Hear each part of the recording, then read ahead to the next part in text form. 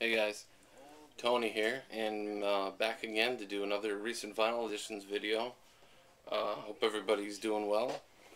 I'm just kind of, about to go crash after a long ass day at work. I went in at about 8:30 and worked till 10:30. It was just month end, a brutal day. But I went out on my lunch and stopped by the record store. Picked up a couple things. I want to also give a shout out to my buddy Dave. He works at the record store, and I've known him probably since like junior high or something. And he always hooks me up at the record store. It's really cool. I told him about the channel, and I guess he's gonna check it out. So, cool guy. He's got a huge collection. He told me about, and maybe he'll make a video sometime. Anyway, so let me start just showing you what I have.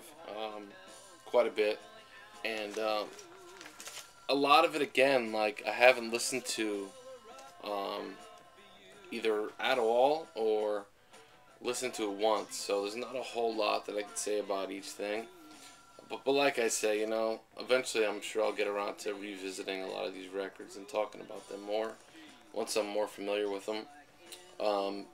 Basically today, I got home at 11 o'clock and had 4 new LPs I haven't listened to yet.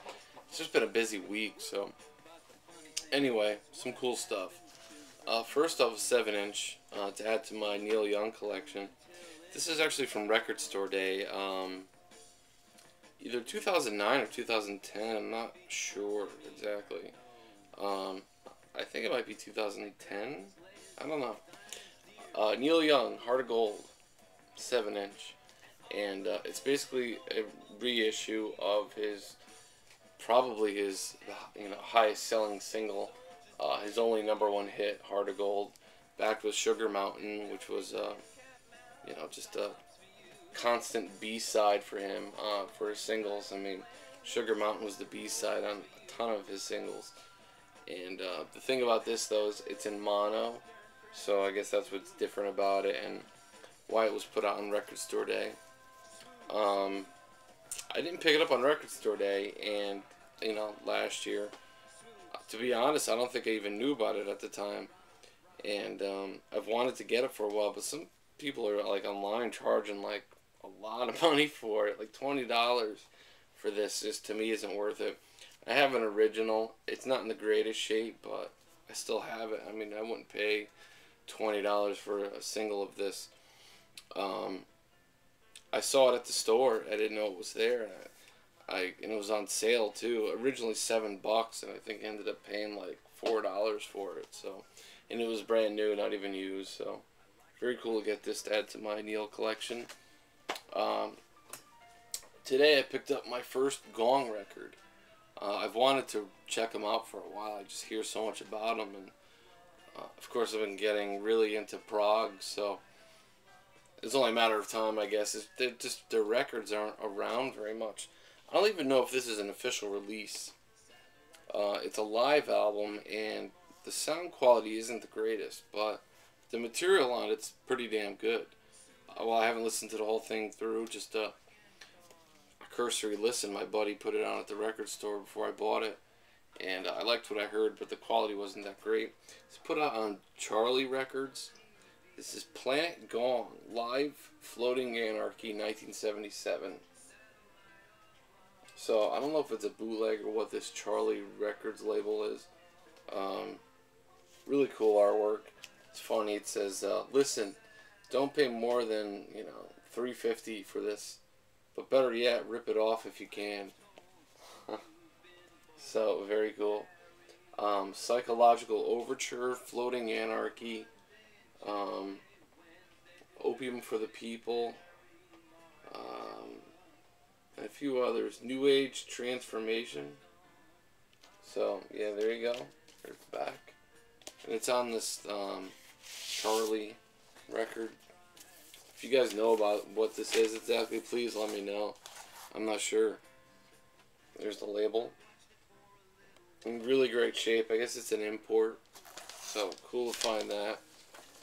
I definitely want to get more of their records. So, A band that I've been getting into big time.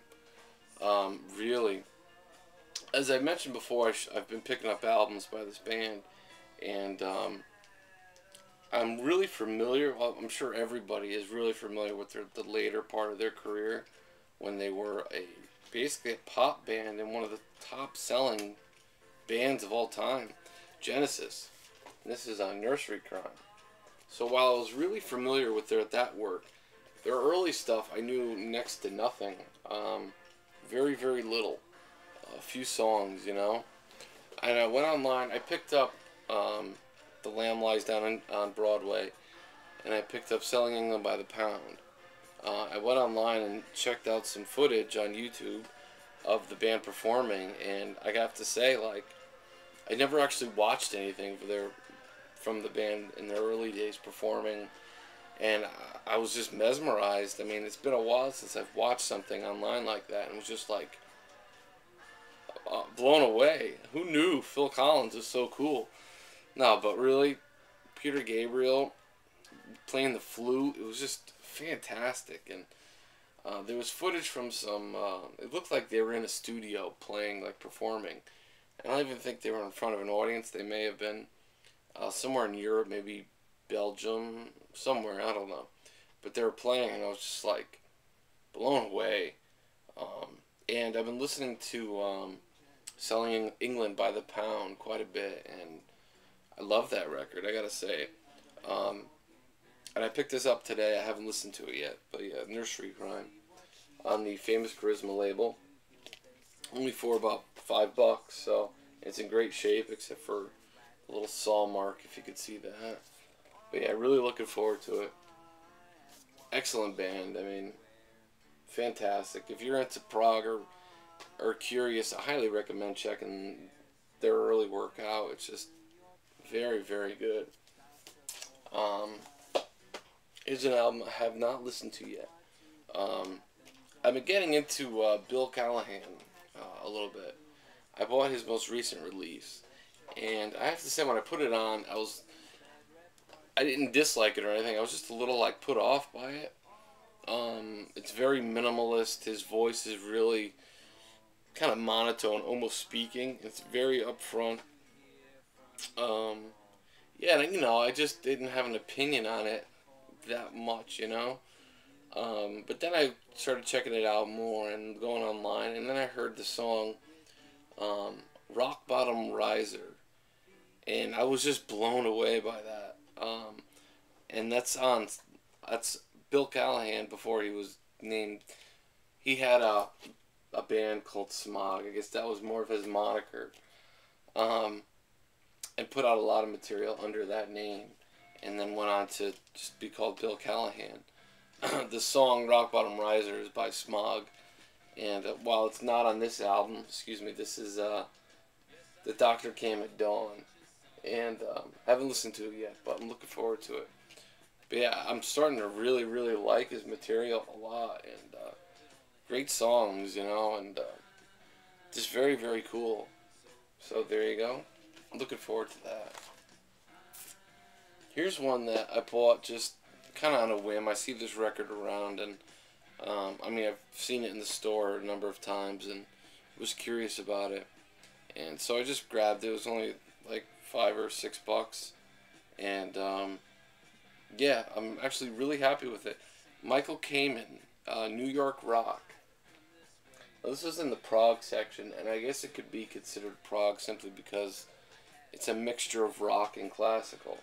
Now, Michael Kamen was a Juilliard-trained musician, and he formed a band called the New York Rock Ensemble, and they put out, I guess, a few albums, and basically, yeah, it takes rock and kind of mixes it with classical.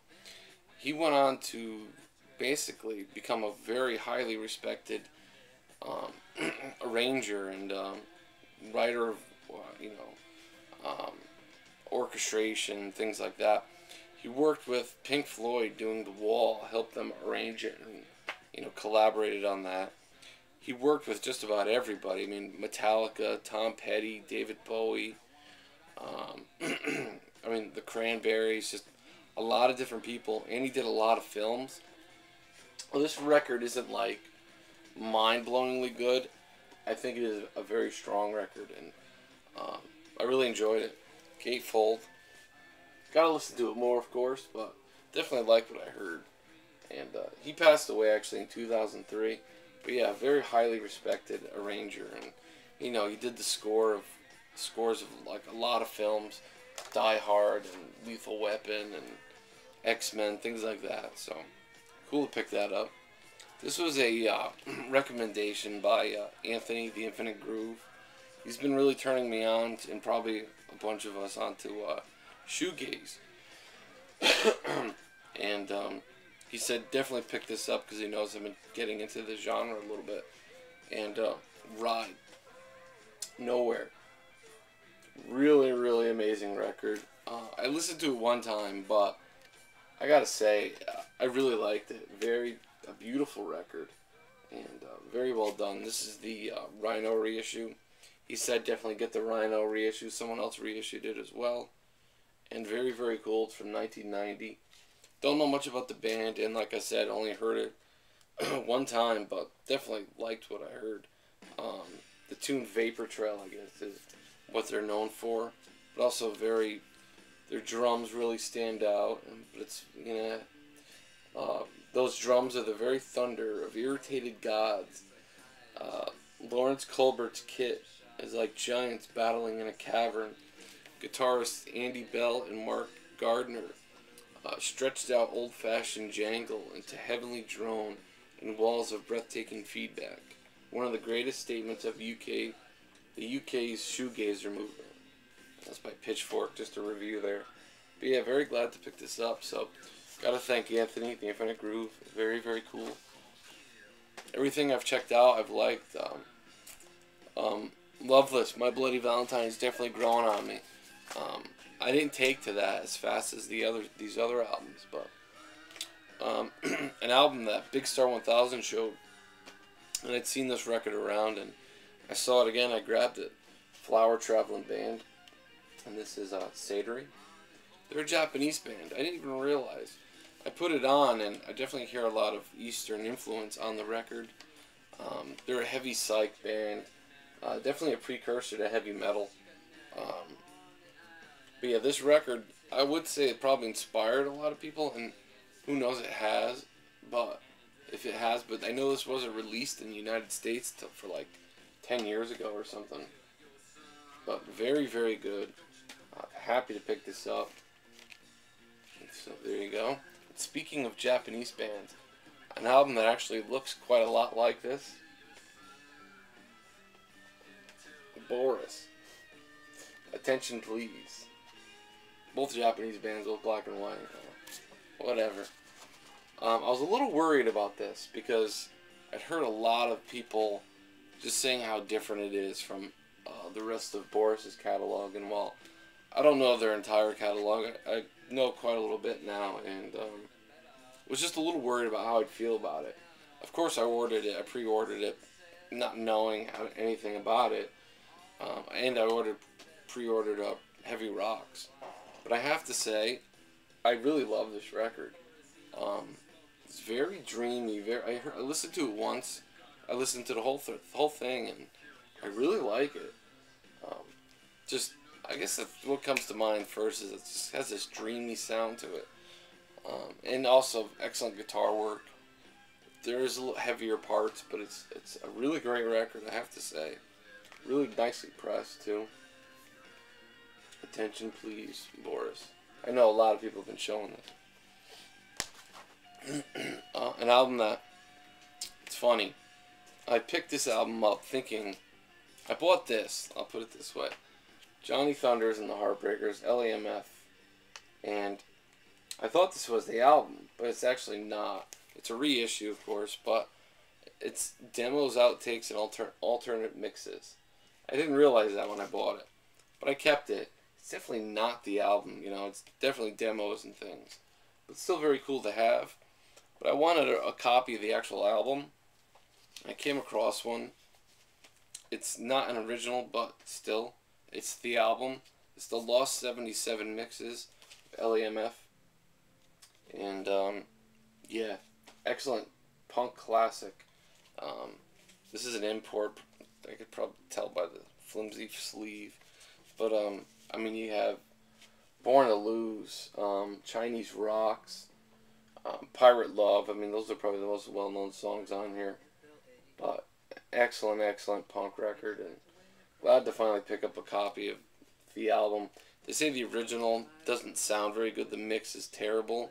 And that this actually sounds better. The Lost 77 mixes. So, very happy to find that. So now I have the demos and the, excuse my voice. I've been getting into this artist quite a bit now too. John Cale. Slow Dazzle. Excellent record. Again, you can't go wrong with John Cale. Especially his early work. It's just fantastic. This on Island Records. Mr. Wilson, Taking It All Away, Dirty Ass Rock and Roll, Heartbreak Hotel, Ski Patrol, Guts, The Jeweler, just a very cool record. And John Cale is just a fantastic musician. If you're into Lou Reed, definitely check out John Cale. A lot of people like John Cale a bit better. I don't know. I'm just getting into him, and I gotta say, I love his work. Of course, Brian Eno plays on this. He plays on everything. Cool record. Whoops. And a couple new ones that arrived today. They're still sealed. I came home late, as I said, and they were waiting for me.